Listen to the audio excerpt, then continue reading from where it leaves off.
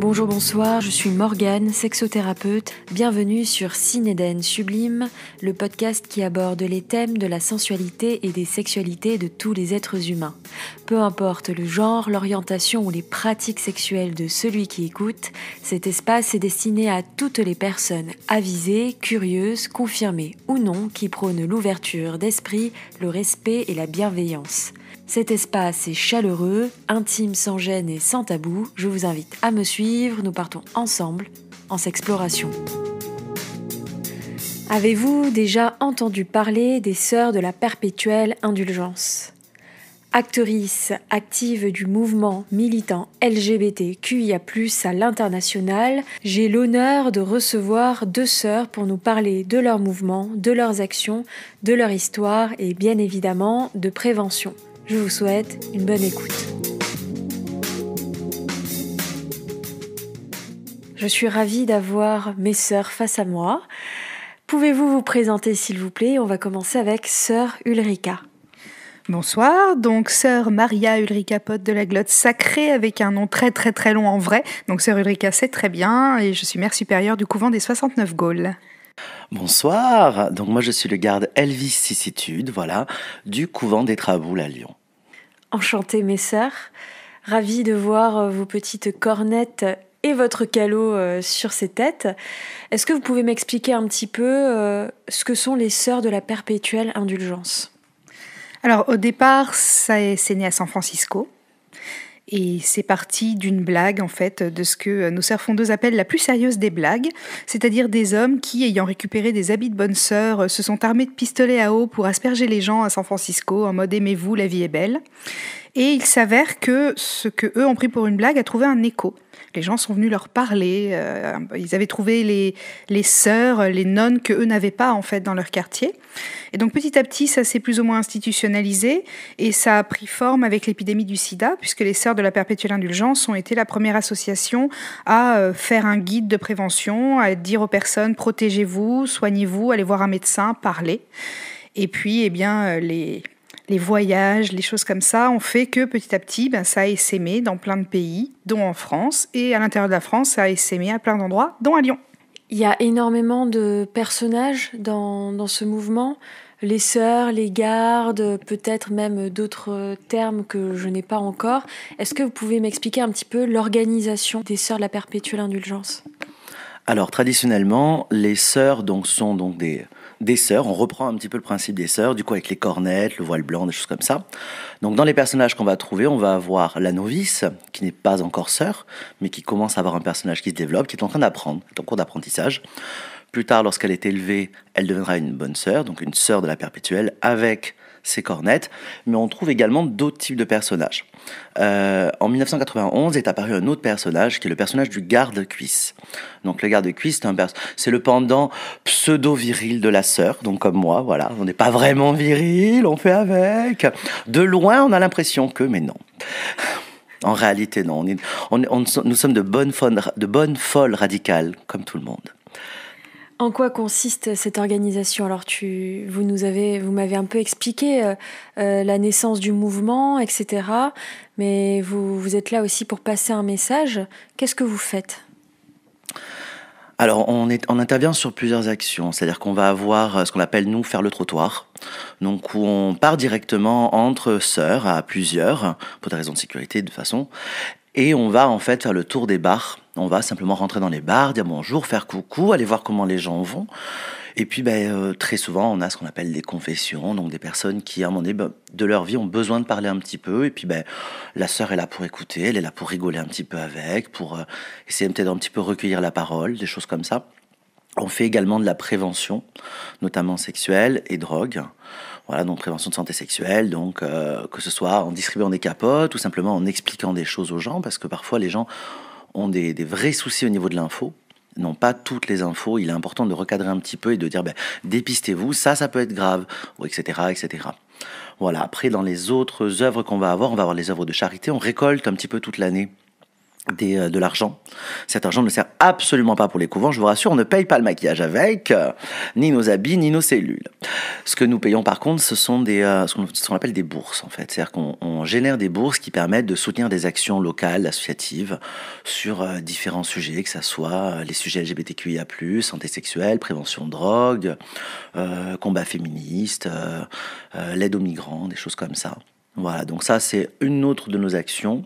Et après on a tout ce qui est représentation durant les Prides, enfin les marches des fiertés. Où on est là, on est présente évidemment, on va marcher, on va battre le pavé, faire des manifs. On a énormément de formes d'action différentes et je pense que chaque couvent presque a ses méthodes spécifiques, ses méthodes préférées. Peut-être tu veux rajouter quelque chose, Ulrika ? Oui, donc on va aussi intervenir dans des soirées, alors que ce soit des soirées festives, dans des lieux, etc. Mais également, ça peut être dans des soirées privées. Là, dernièrement, on est intervenu à la demande des organisatrices sur une soirée festive pour des personnes neuroatypiques, donc dans un lieu un peu clos, en espace un peu réduit, avec moins de bruit, enfin avec pour répondre à ces besoins-là et leur permettre d'accéder à la fête et d'accéder à l'information, parce que ce sont des personnes qui ne peuvent pas sortir ou qui peuvent moins sortir parce que certains lieux sont vraiment pas adaptés et qui du coup n'ont pas accès à l'information et à nous. Ça peut être aussi des actions coup d'éclat, ça nous est déjà arrivé. Il y a eu notamment un 15 août où on a marié Jean 23 et Barbarin pour le principe, puisqu'il y avait eu cette espèce de déclaration au moment du mariage pour tous que le mariage c'est bien beau mais ça reste entre un homme et une femme. Donc on a décidé qu'on ferait comme d'habitude, c'est-à-dire ce qu'on voulait. Et également l'organisation et la participation de jouvences ou de ressourcement, donc qui sont des séjours non médicalisés. J'insiste là-dessus, on n'est pas médecin, on n'est pas infirmier, on n'est pas infirmière, pour des personnes touchées ou concernées par le VIH, par les IST, par des deuils aussi également. Donc on amène ces personnes dans des lieux en pleine campagne pour qu'ils se ressourcent. Donc on a des ateliers, on fait des prises de parole, on fait la fête, on discute. Et c'est des moments qui sont très très précieux et pour lesquels on récolte des fonds, donc comme disait Elvis, dans nos œuvres de charité. Comment sont reçues vos actions dans les espaces dans lesquels vous intervenez ? Alors, c'est un peu biaisé parce que la majorité de nos actions, c'est des actions où on nous attend. Donc, de toute façon, ça va relativement bien se passer, effectivement. Après, les actions de trottoir ou les coups de cornette ou les actions dehors, c'est très, très, très étrange.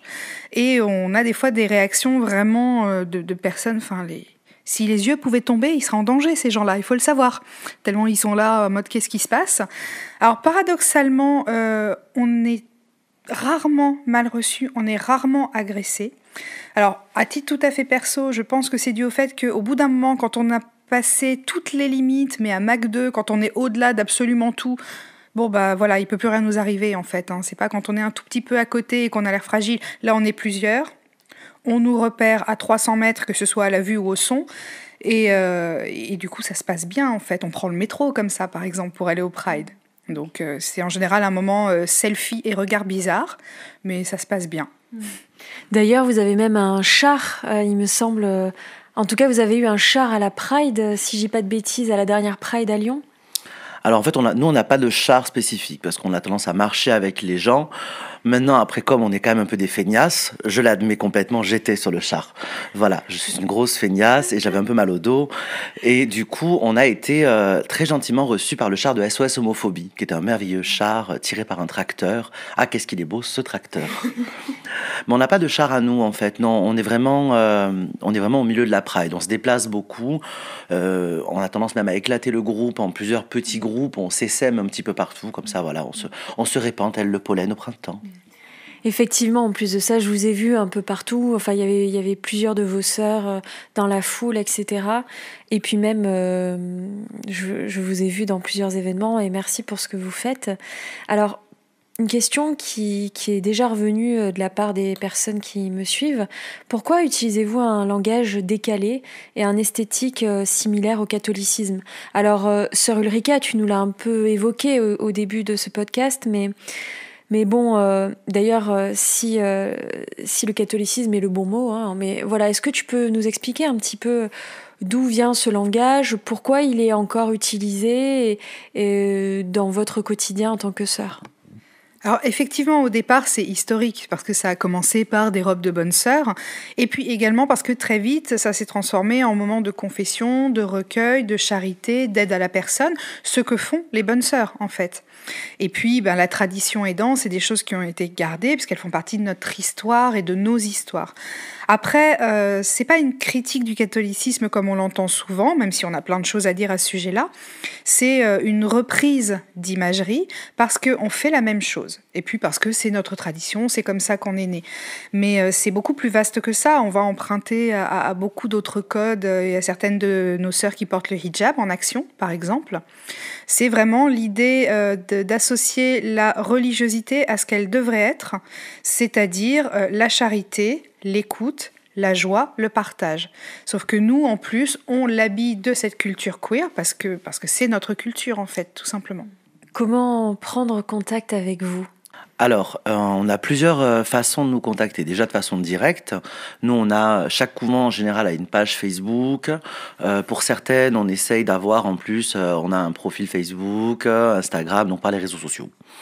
Voilà, on en a beaucoup de ça. Après, chaque couvent a un mail de contact qui est associé au site internet qui le représente. Bon, nous, le nôtre actuellement, le site est en travaux, mais on a tout le reste. Voilà, on a toujours les mails qui fonctionnent. Mais voilà, donc on a tout ce qui va être mailing, tout ce qui va être réseaux sociaux. Ça, c'est le côté pratique si on est à distance, qu'on veut juste envoyer un message comme ça, un petit coup, et savoir un peu. À côté de ça, on tient aussi un peu à jour nos actualités, c'est-à-dire que si on doit aller sur un événement, des choses comme ça, quelque chose qui est prévu, on va l'annoncer. Donc on l'annonce sur les réseaux en général, quelques jours avant, ça permet de voir un peu si on y sera ou pas. Et après, des fois, au petit bonheur, la chance, dans les prides, vous êtes quasiment sûr de nous voir. Voilà, ça c'est le moment de l'année où de toute façon, même les plus vieilles d'entre nous finissent par sortir, on les sort de la naphtaline, on les décongèle, on y va. Voilà, une fois un peu dépoussiérées, elles sentent pas si mauvais. Et sinon, en dehors des prides, on a quand même quelques événements. On a la marche, on a notamment la marche pour la Saint-Sida, qui est un événement où dans beaucoup de grandes villes, vous allez retrouver des sœurs. Donc, ce que nous on appelle la Saint-Sida, en fait, c'est la journée de lutte contre le VIH international qui tombe le 1er décembre. À l'occasion de cette date, les sœurs organisent ou en général participent à une marche, qui est une marche de commémoration pour toutes les personnes malheureusement qui ont disparu à cause de cette maladie, que nous considérons comme à l'heure actuelle au paradisco. Voilà. Donc elles sont quelque part dans une fête éternelle et merveilleuse. Voilà, et elles nous surveillent, elles veillent sur nous et on pense à elles. Voilà, et c'est le moment de l'année où on peut penser à elles. Et c'est aussi un très bon moment pour rappeler au pouvoir public qu'il y a encore beaucoup de choses à faire. Voilà, c'est un message politique aussi, et en même temps de permettre aux gens qui ont besoin peut-être de parler par rapport à ça, parce que ils ont été touchés de différentes façons, de pouvoir venir nous voir. Bon, ça fait partie des événements où on peut nous croiser. Oui, et puis c'est vrai qu'on peut aussi nous contacter, alors à titre interpersonnel effectivement, pour venir nous parler, pour nous poser des questions dans le cadre d'une confession, etc. Mais il y a aussi d'autres associations queer ou périphériques qui vont nous demander. On a déjà été beaucoup sollicités sur des événements antiracistes, sur des événements féministes, notamment des événements pro-choix ou des marches. Là, c'est des moments où de nous-mêmes, on ne va pas l'organiser parce que ce n'est pas notre cœur d'action, mais auquel on va être très, très associés et ravis de l'être en général en plus. Vous parliez d'une multitude de couvents un peu partout en France. Quelles sont vos relations avec ces couvents ? Est-ce que vous êtes connectés ? Est-ce que vous communiquez entre vous ? C'est-à-dire que quelqu'un qui habite dans une ville, à Toulouse par exemple, et qu'elle veut monter à Paris, elle est certaine, cette personne, de retrouver un autre espace similaire au vôtre. Voilà. Est-ce que vous pouvez me parler un peu de la relation que vous avez avec les autres sœurs, les autres couvents, et comment ça se passe ? Alors déjà, il y a plusieurs couvents en France, mais c'est vraiment pour des raisons pratico-pratiques. C'est-à-dire que chaque couvent légalement est une association. Ça lui permet de se gérer en autonomie et de se gérer dans l'immédiateté. Si on était une fédération, par exemple, et qu'à Lyon, il se passe un truc, on a envie d'intervenir, mais qu'il faut en parler au siège, qu'il faut attendre que machin... On perd, en fait, on se dilue. Donc chaque association qui se monte et sa petite association, loi 1901, etc. Après, l'intercouvent, on fait ça tout le temps. On fait ça tout le temps pour des 1er décembre, pour des prides, pour les Solidays, parce que ça nous arrive de participer à certains festivals. Quand il y en avait, vivement qu'il y en ait à nouveau. Des actions aussi où on se dit, il y a une action intéressante à Montpellier, à Paris, à Toulouse ou n'importe où, on va y aller en fait. Et on s'envoie beaucoup des mails entre nous, on se connaît. En plus, certaines d'entre nous se connaissent depuis très longtemps, de par d'autres luttes. Parce que la quasi-intégralité des gens qui arrivent chez les Sœurs de la Perpétuelle Indulgence, on a un parcours avant. On a déjà un parcours associatif, militant, donc il y a des bonnes relations et surtout il y a des choses qui sont faites ensemble. Est-ce que vous pouvez me raconter votre parcours en tant que sœur? Comment vous avez découvert ce mouvement? Comment vous avez décidé de l'intégrer? Comment ça s'est passé? Vous pouvez me raconter un peu votre baptême, histoire que l'on puisse imaginer, peut-être même revivre avec vous ce moment à travers vos voix? Alors moi j'étais déjà dans l'associatif LGBTAQI+. Ouh, c'est dur. Du premier coup c'est difficile. Et c'est vrai que je suis allée à une Pride et j'ai croisé ces sœurs-là. J'en avais déjà entendu parler, mais que entendu parler. Là c'était l'occasion d'aller discuter. Alors en Pride c'est toujours un peu plus compliqué parce que les sœurs sont très très très demandées, donc on va discuter 2 minutes avec. Après le reste ça va être sur Internet. Quelque temps après, je suis allée aux UEH, donc les universités d'été des homosexualités. Je ne sais pas si ça existe toujours avec le confinement, je sais pas trop où ça en est. Et j'ai croisé là-bas des sœurs. Comme on était en circuit fermé, j'ai pu passer toute une soirée qui s'est transformée en toute une nuit pour discuter avec. Et au petit matin, de me dire, bon, militer, c'est quelque chose que je fais déjà, mais en fait, c'est comme ça que je veux le faire. C'est plus une question de référentiel, de méthodologie, de me dire, c'est comme ça. Et là, on écrit une petite lettre à un couvent pour dire « Bonjour, j'aimerais bien faire ça avec vous ». Et on commence par les suivre, les observer. Et puis si tout va bien, au bout d'un moment, on dit qu'on estime qu'on est prête. Donc on devient novice, dans mon cas. Et puis on continue à faire des actions en formation, comme disait Elvis tout à l'heure. Et puis un jour, on nous colle des cornettes et un voile noir et hop, on y va. Alors, moi j'ai eu un parcours militant qui est un petit peu plus dilué parce que du coup j'ai connu les sœurs assez jeunes en fait. J'ai commencé à les connaître, j'avais 16-17 ans. Et c'est un truc que j'observais un peu de loin, c'est comme un papillon de nuit avec une lumière, c'est attirant, mais quand même on sait pas trop, voilà. Elles sont impressionnantes, elles font un peu peur, mais waouh, c'est joli, tout ça, il y a des paillettes. Et je les ai regardées de loin pendant très longtemps. Moi, je participais à toutes les prides à l'époque à Montpellier, parce que je suis du Sud. Et j'ai croisé à plusieurs reprises les sœurs avec qui je fais des petites interactions sans trop de plus. Et c'est en arrivant finalement sur Lyon, quelques années plus tard, pour le boulot, où je les recroise, et le tilt est immédiat. Et alors pour ma part, j'ai vraiment senti ce que moi j'appelle l'appel. C'est le truc du waouh, je veux militer, mais je veux militer comme ça. Cette méthode-là, elle me plaît. Aller juste dans la rue, lever le poing avec des banderoles, c'est cool. Je dis pas le contraire, c'est génial, c'est important que l'on fasse. Moi, j'avais besoin de plus. J'avais besoin d'une espèce de décorum, de transformer en fait la manifestation et la colère que j'avais à l'intérieur du militant en quelque chose de plus joyeux, de plus festif, qui me bouffe un peu moins la tronche, on va dire. De la sublimer. Exactement, voilà, de sublimer tout ça, voilà, rise like a phoenix, comme disait-elle. Et du coup, j'ai commencé à traîner dans les jupes des sœurs, mais alors vraiment de façon très grossière, genre traîner, les coller un peu au basque dans toutes les soirées où je les croisais, et puis blabla, comment ça va, qu'est-ce que tu racontes, tout ça, et puis tu t'apprends un peu les noms. Voilà, et au fur et à mesure, en fait, au bout d'un moment, elles m'ont attrapé, elles m'ont dit, bon, t'es bien gentil, là, à nous coller un peu comme un chewing-gum, mais tu voudrais pas rentrer chez nous, en fait, un petit peu? Ouais, peut-être, je sais pas, et tout. J'ai un peu fait mon timoré, j'ai traîné quelques temps, genre, oui, je sais pas, blabla. Et tourner vire suite à certaines rencontres, parce qu'on rencontre au fur et à mesure différentes sœurs, il y a des discussions qui sont des fois très longues, des discussions, comme tu disais Ulrika, des discussions d'une nuit entière, des choses qui sont très belles, qui se disent, tu te livres énormément, où tu apprends des choses très profondes sur le parcours de la personne, et ça te touche et ça fait écho.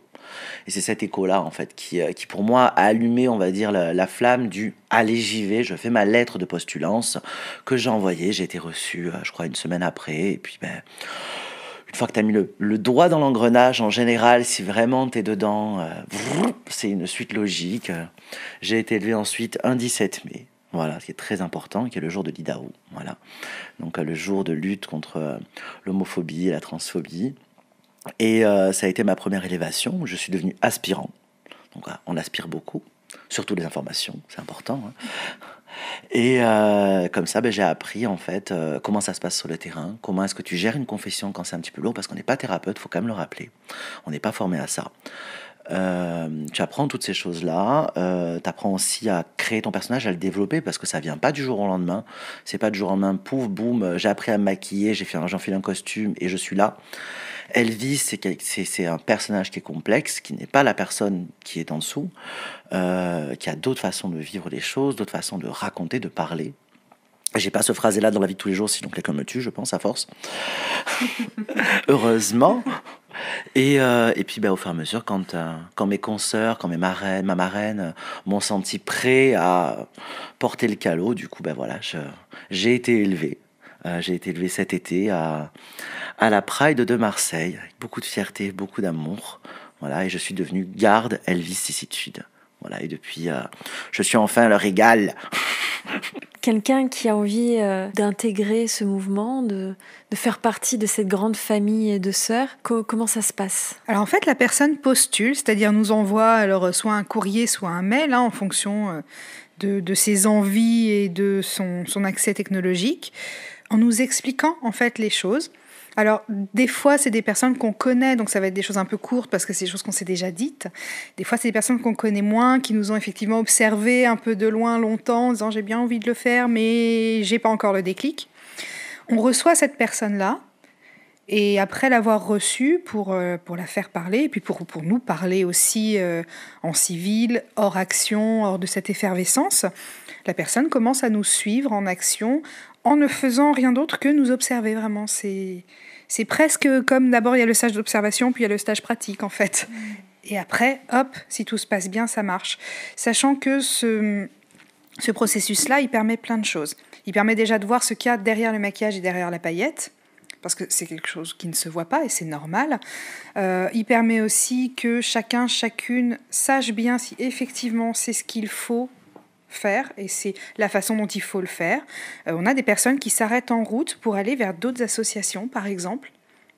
Et c'est super, en fait. Et c'est très, très bien comme ça. Et puis aussi pour apprendre à gérer les choses un peu difficiles. Elvis parlait des confessions. Il y a des choses qui sont complexes à entendre. Gérer l'organisationnel, gérer les énergies, gérer des fois les contretemps, parce qu'il y a des actions qui se passent mieux que d'autres, en fait.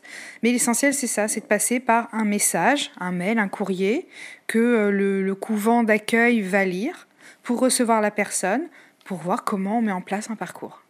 On arrive à la fin de ce podcast et il faut absolument que je puisse vous poser cette question.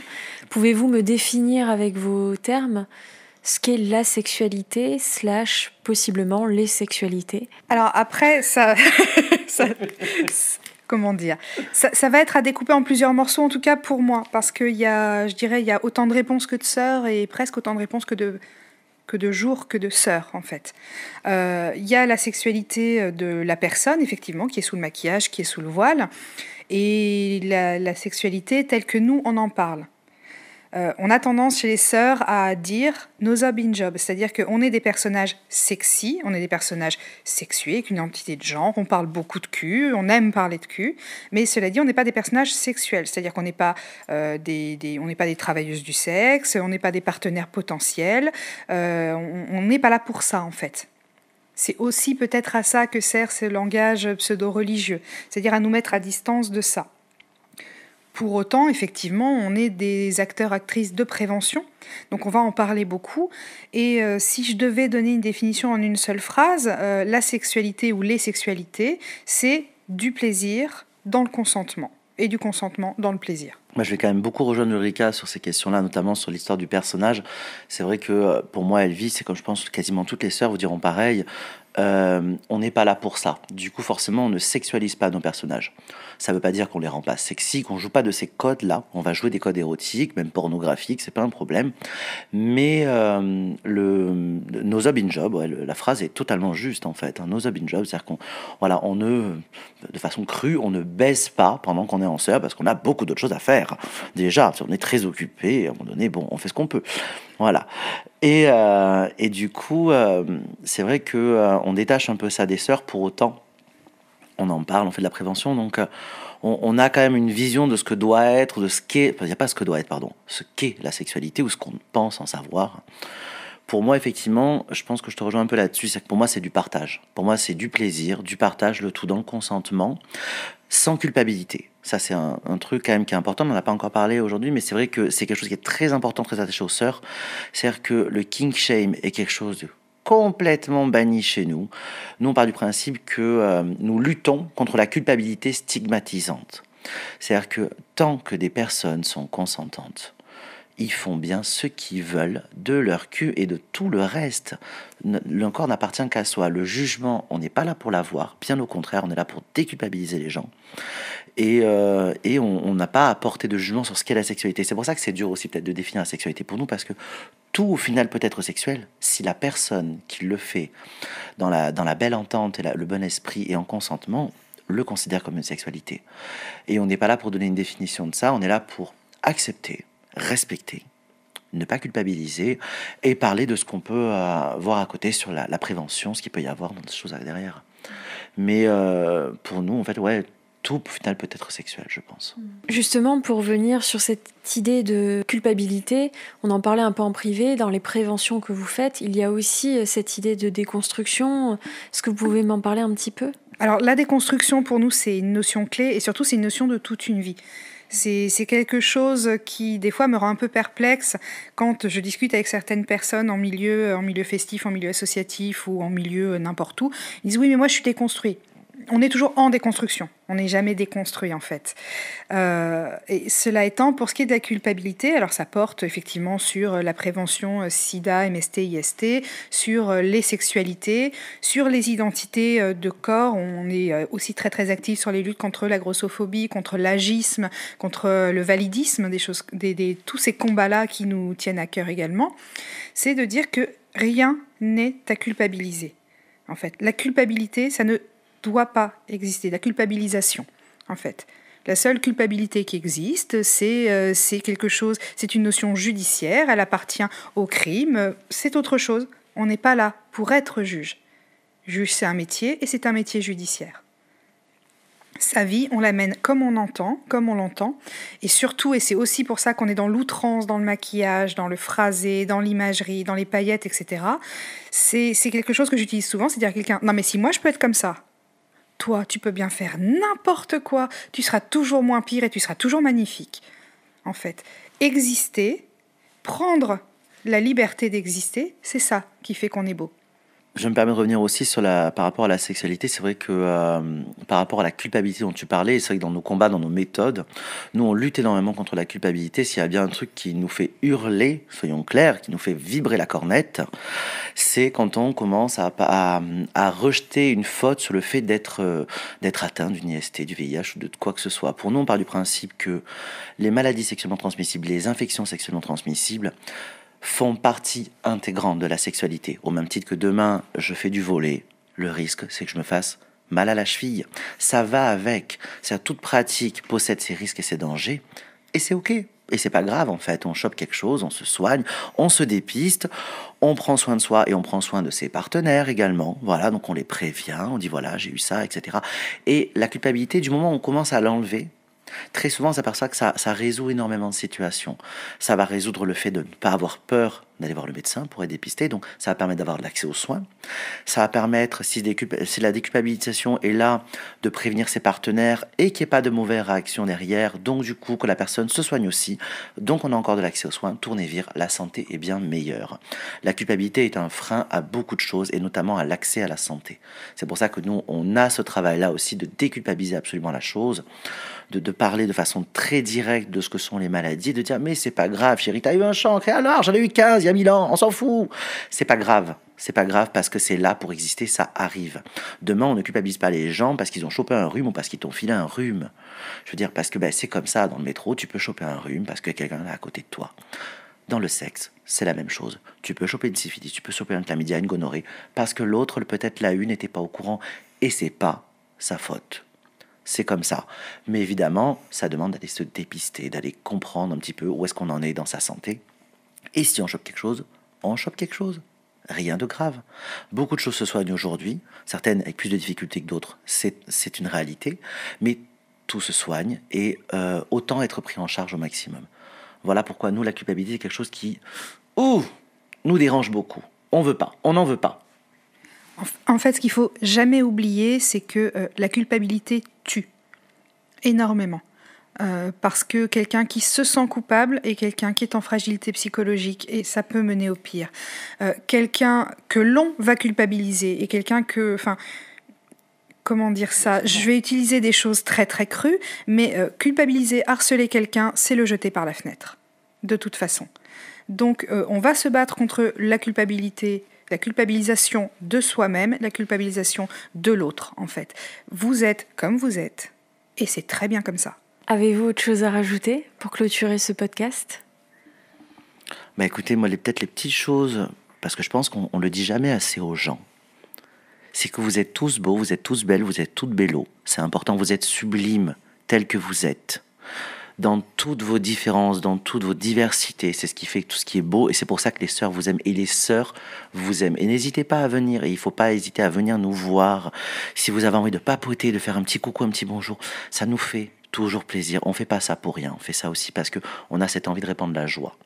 Voilà. Et donc c'est important de le dire encore une fois, vous êtes bello et on vous aime, bordel. Donc c'est ce que disent beaucoup les sœurs aux États-Unis, c'est joy, more joy and always joy. Donc de la joie, plus de joie et toujours de la joie.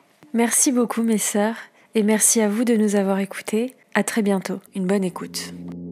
Si vous souhaitez témoigner sur un sujet autour de la question du genre, des orientations ou pratiques sexuelles, n'hésitez pas à me contacter sur Instagram @CinedenSublimPodcast ou bien si vous désirez prendre rendez-vous pour une consultation en sexothérapie ou alors participer à un de mes ateliers sexo, rendez-vous sur mon site internet www.cinedensublime.com. Vous pouvez évidemment retrouver toutes ces informations en description. À très bientôt.